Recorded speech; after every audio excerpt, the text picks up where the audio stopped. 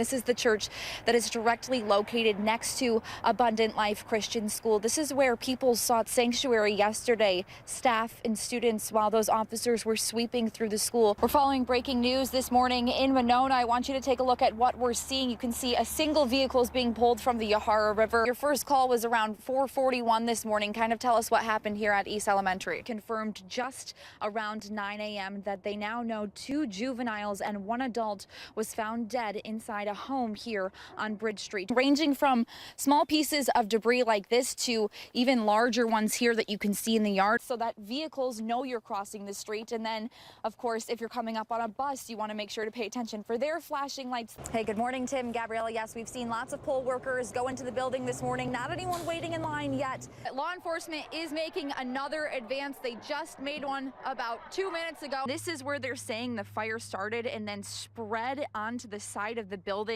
As we're standing out here this morning, the wind is kind of kicking up that smoke smell. I have my little snowman friend here to show you guys just what kind of snow we're dealing with this morning. We are continuing to follow breaking news out of New Orleans this morning. As we know, at least 10 people were killed after a vehicle plowed through the crowd on Bourbon Street. We now know the Mount Horeb student who was shot and killed by police was wielding a pellet gun. Taking a live look now at Pfizer Forum in Milwaukee, where later tonight the RNC will begin welcoming guests for the party's convention. Any jalapenos?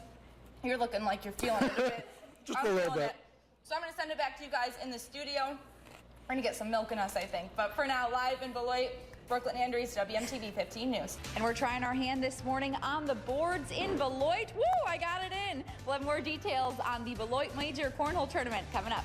Whether you're cozying up fireside or maybe you're even taking a tractor ride or using their Apple launcher, thanks for starting your day with us here on the morning show. We'll check back with more news and weather after this. When you see these barrels around town, you know that can only mean one thing. The holidays are near, and WMTV's Share Your Holidays campaign has started once again.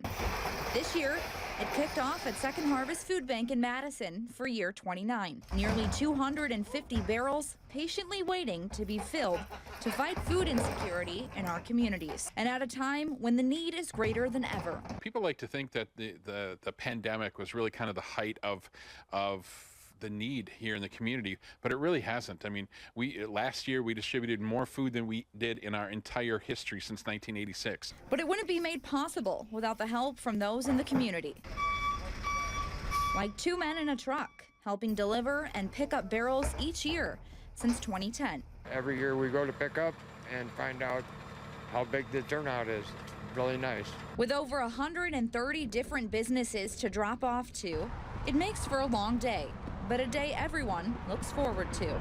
Our guys look forward to it every single year.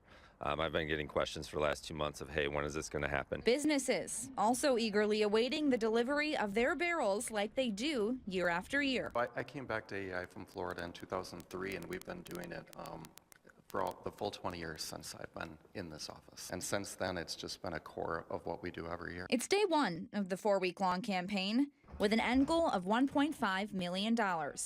But it goes even further than that. When we hit our goal of $1.5 million, that's going to mean $3.6 million worth of groceries is going to be able to be provided out in the community. You know, for a lot of different reasons at different times, you know, people are in need. So to know that we can be part of helping them have a blessed holiday is really special to all of us. In Madison, Brooklyn Andrews, WMTV 15 News.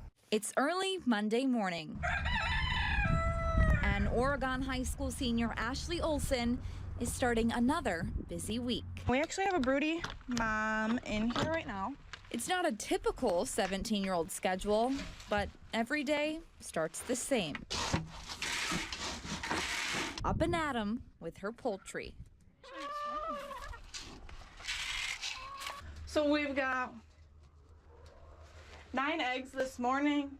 They were collected last night, so this is pretty good for the amount of birds that we have in the coop.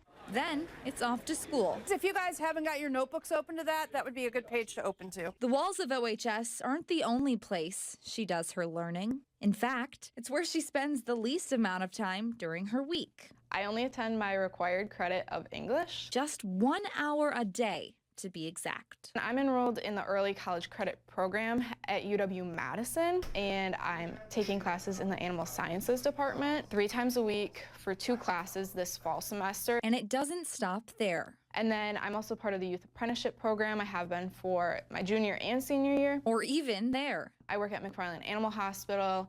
I work 2 basically full days a week, and then I work 1 day after my UW classes. 20 hours a week on top of being a full-time student. It's just a delight to teach a student who continues to move the finish line a little bit further. Like she's never done growing. Ashley is a one-of-a-kind student. She just, from the moment I met her as a freshman, I knew this girl's going places. She's so well organized. She's an excellent communicator.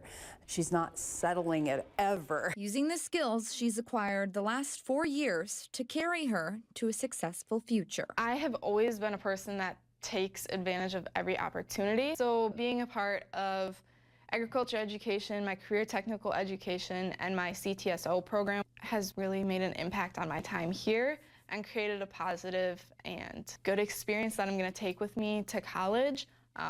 That's also taught me so much. Though her time in FFA is nearly over, many can agree this is just the beginning. Ashley's one of those kiddos that I think we've got a lot more successes to celebrate before we're done. In Oregon, Brooklyn Andrews, WMTV 15 News.